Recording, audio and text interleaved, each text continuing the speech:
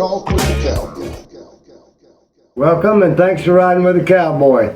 Well, we got good news. We won the game the other day against Minnesota 2017 in the opening day of the 2023 season. Marvelous news is a victory over the Minnesota Vikings. All of you saw it. Field goal, 57-yard kick, won the game. Touchdown to Palmer, touchdown to Evans. Another field goal. That was the scoring on our side. We played a tremendously gritty game. The first half, as you know, was slow. Didn't get out to a good start. Baker missed a lot of passes, overthrew them, underthrew them. People missed them. Got the second 2 minutes into the first half. Got a touchdown to Mike Evans. Brought us back with some spunk. Came out in the third quarter. Palmer caught us a touchdown. Got us up 17-7. Then the Vikings rescored, tied it up 17-17. We kicked the kick. Gave them plenty of time to score, but our defense held strong and stopped them. And Chris Godwin caught a first down pass, and we ran out the clock and won the game. A good game, a gritty game from a team that is probably what we'll see this year.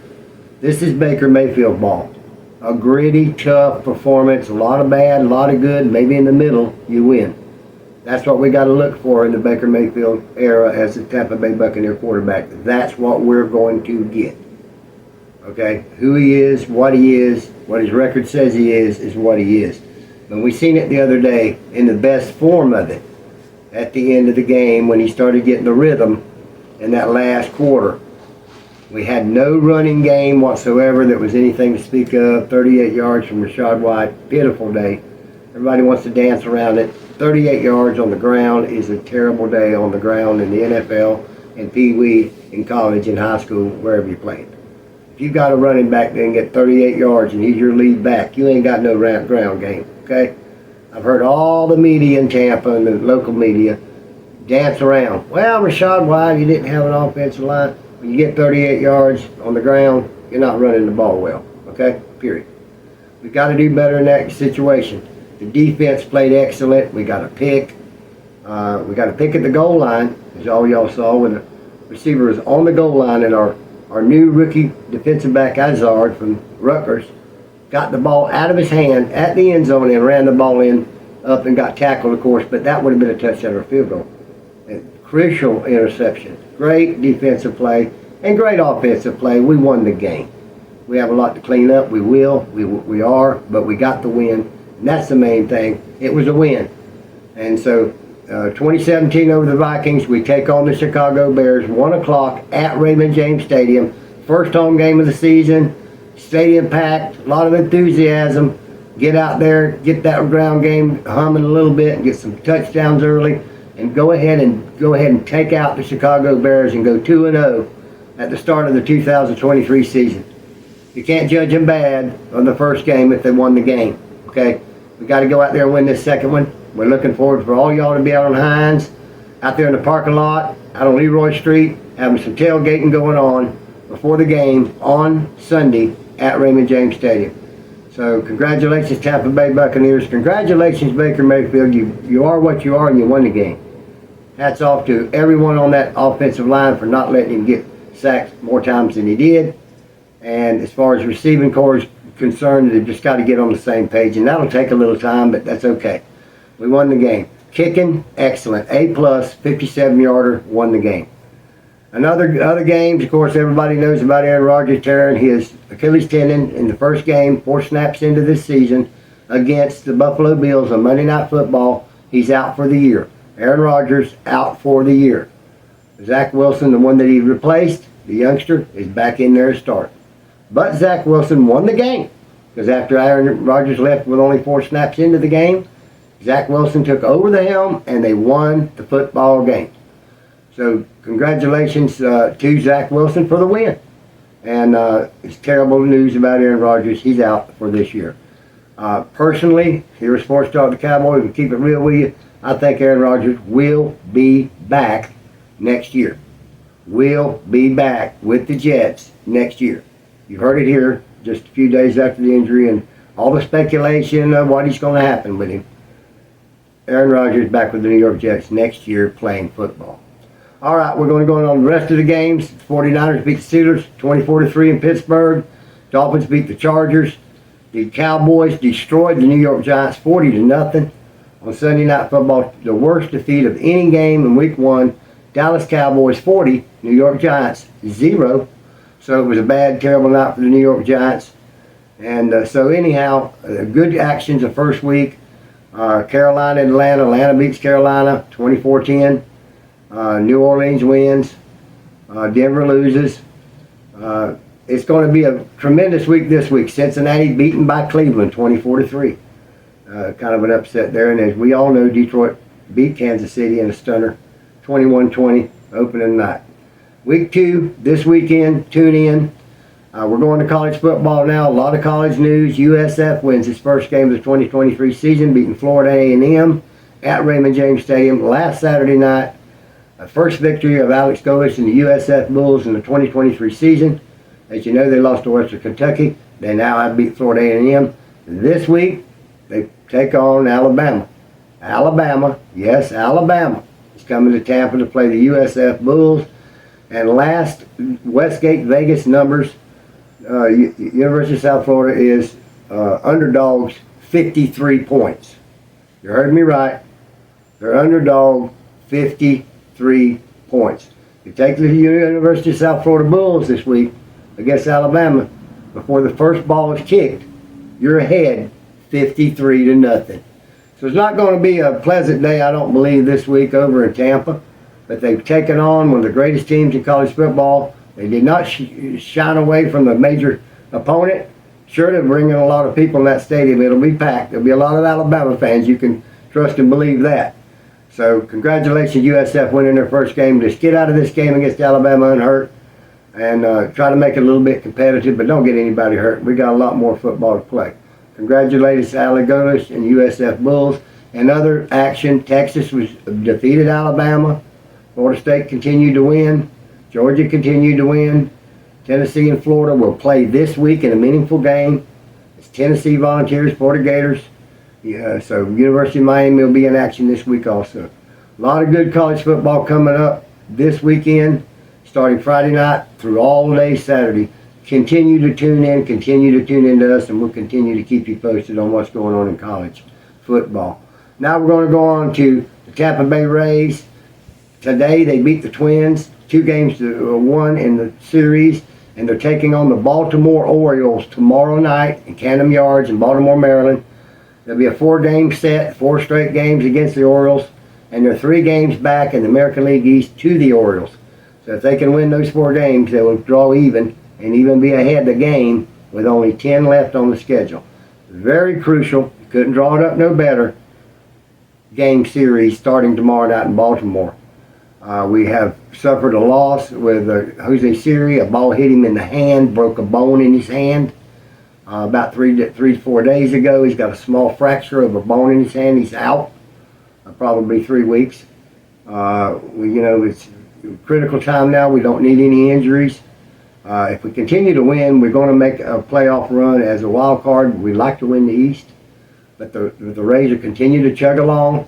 This is an important series, so continue to support those Rays in this quest to get into the playoffs and win them a pennant and World Series.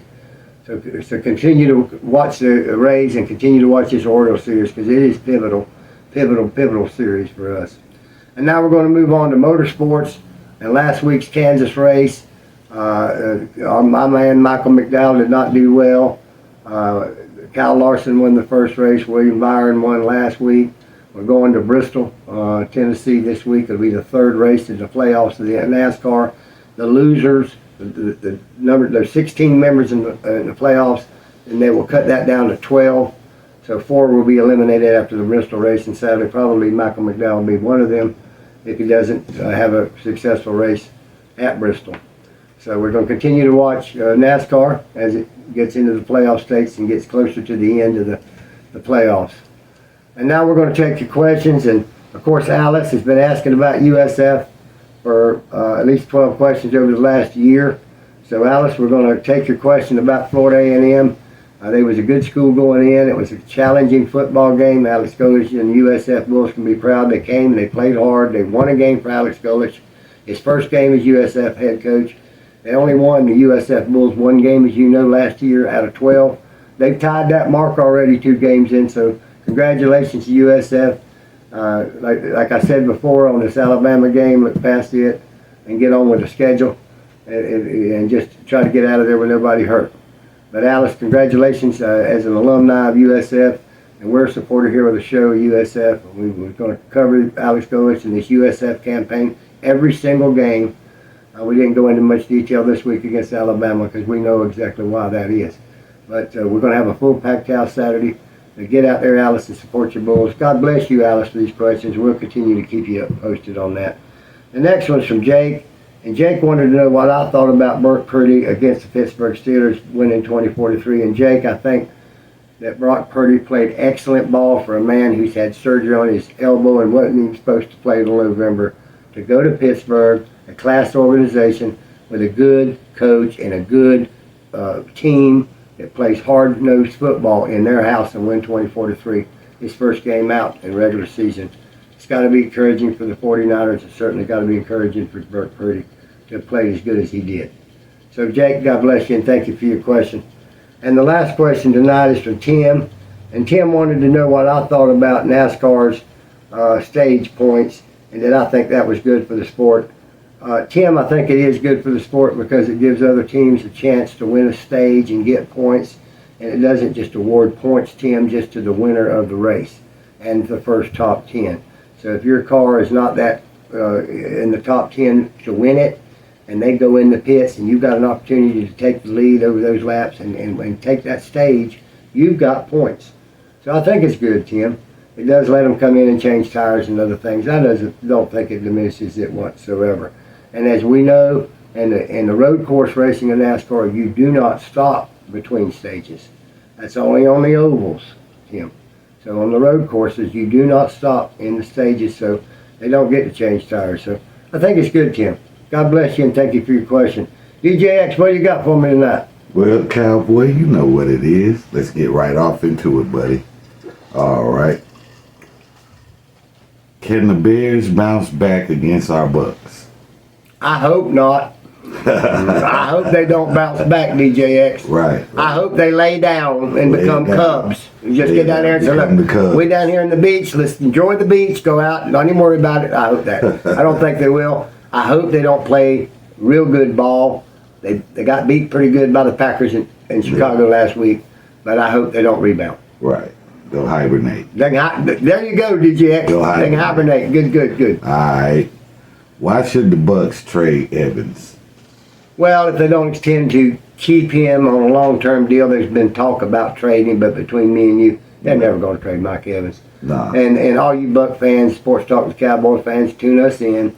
I'm going to tell you as straight as I can, and here's 2 words. Remember, franchise tag. They can tag Mike Evans a franchise tag 3 times, and they will have to pay him what the top 5 receivers in all the league get paid. They have to pay him that, but he can't go nowhere. Okay, so now he's getting long in the tooth.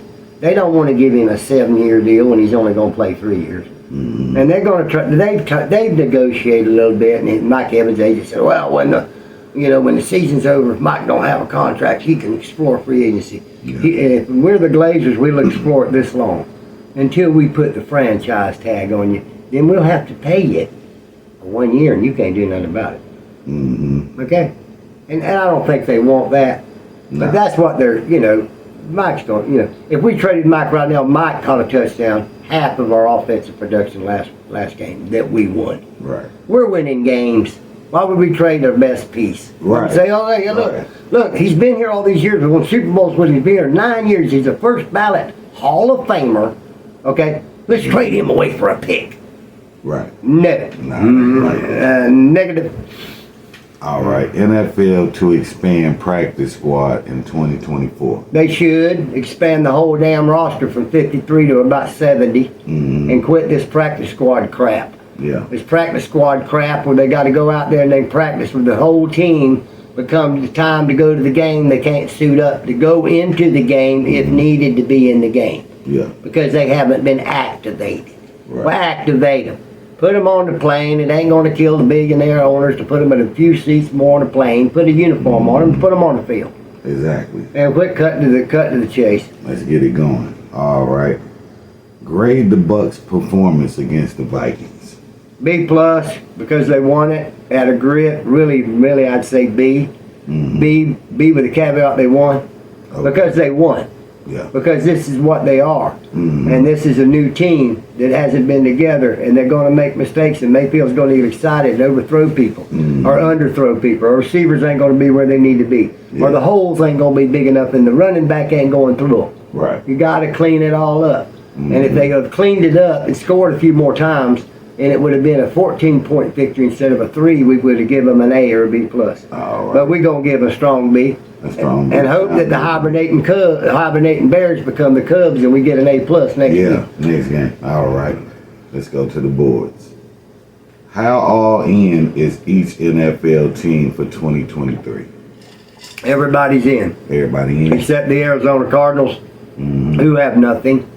But Kyler Murray, that's their quarterback that they gave a $64 million contract to, that they don't want. Mm-hmm. Okay, and I don't think nobody else does. That's all they got. They got a terrible team in Arizona. Yeah. They got a terrible ownership. They got a terrible everything in the whole organization. Mm-hmm. The worst organization of all 32. There is no question who that is. Out of the 32 teams in the NFL, there's maybe a dispute on who the top 5 are. Mm-hmm. There's no dispute on the bottom 2. Mm. We know who they are. They are the Houston Texans, not to be beaten by the team you just mentioned, the Arizona Cardinals. They are the absolute terriblest team there is. Terriblest owner, terriblest team, terriblest evaluation of talent, terrible in every respect of the word. If you had to pick the 2 teams that just don't make it, them 2 teams that you put me at. Just terrible. All right. For my last and final. Who could represent Buccaneers at the NFL honors? Mike Evans, the great Mike Evans, who always sacrificed to the team. He's been involved in the community. He's been a soldier of one Buck place. He's epic. He's Hall of Fame, first ballot, gold jacket, Hall of Fame when he retires. He's going to be in the Ring of Honor one day. 9-time 1,000-yard receiver in his 10th year. That says it all. Man's had 9 years of 1,000-yard seasons, and he's in his 10th year. 1,000 yard is a great milestone. The milestone to be great. Man's done it 9 years out of the 9 he's been in football. Won a Super Bowl, been in 3 playoff games, 3 playoff runs, been in many playoff games, won the Super Bowl with Tom Brady. Yeah. First ballot Hall of Famer. He's the man of the honors. How long he done played for the Bucs? This will be his 10th year. 10th year. Out of Texas A&M, we picked him 7th overall. He was the 7th pick off the board when we picked him. Josh Freeman was his quarterback. He went through Josh Freeman, Josh McCowan, Jameis Winston, Tom Brady, now Baker Mayfield. So he been there. You damn right. His whole football career. Every day that he left college from. That's good. That's good. All right. Well, that's what I got for you today. God bless you, DJX. God bless you too. God bless each and every one of you for continuing to support this show. Get out there and support your high school football on Friday night. The Devils in Avon Park, Streaks and Sebring, Green Dragons down in Lake Placid, your Bulldogs up in Frost Roof, and your Wildcats over there in Hardy County. Get out there and support that high school football on Friday night. Go out there and applaud those young men and young women and the band members and everybody connected to it, because those sports programs make good people, and we need good people in this world. And continue to support college on Saturday, and do good to your neighbor. And if you can't give him a hand, still give him one. God bless you. Until next show, Cowboy out.